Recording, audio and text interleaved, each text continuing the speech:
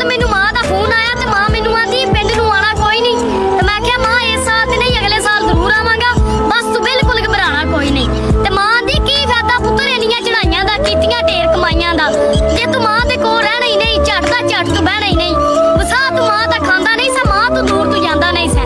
ਰੋਟੀ ਮਾਂ ਦੇ ਹੱਥ ਦੀ ਪਸੰਦ ਸੀ, ਕਿਸੇ ਹੋਰ ਦੇ ਹੱਥ ਦੀ ਤੂੰ ਖਾਂਦਾ ਨਹੀਂ ਸੈਂ। ਹੁਣ ਤੇ ਆਪ ਹੀ ਰੋਟੀ ਬਣਾ ਲੈਣਾ, ਕਲੀ ਬਹਿ ਕੇ ਖਾ ਲੈਣਾ।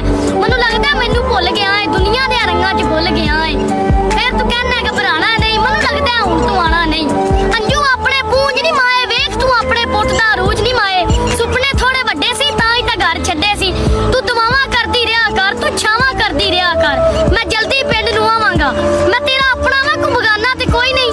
ਭਲਾ ਮੈਂ ਕਿਉਂ ਪਿੰਡ ਨੂੰ ਆਵਣਾ ਕੋਈ ਨਹੀਂ। ਤੇ ਮਾਂ ਆਂਦੀ ਹੈ ਹਰ ਵਾਰ ਤੂੰ ਲਾਰੇ ਲਾ ਦੇਣਾ, ਦਿਲ ਮੇਰੇ ਨੂੰ ਸਮਝਾ ਦੇਣਾ, ਨਾਲੇ ਅੰਜੂ ਅੱਖਾਂ ਦੇ ਸਾਫ਼ ਕਰਾ ਦੇਣਾ।